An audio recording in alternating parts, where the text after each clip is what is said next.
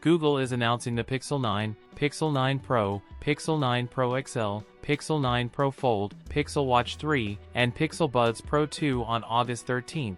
Pixel 9 Pro XL coming in 4 colors: obsidian, porcelain, rose, and hazel. And we have a ton of newly leaked promo videos. Google has hinted that the Pixel 9 series will be heavily integrated with Gemini AI features. The Pixel 9 Pro XL has a 6.73-inch screen, 120Hz OLED display.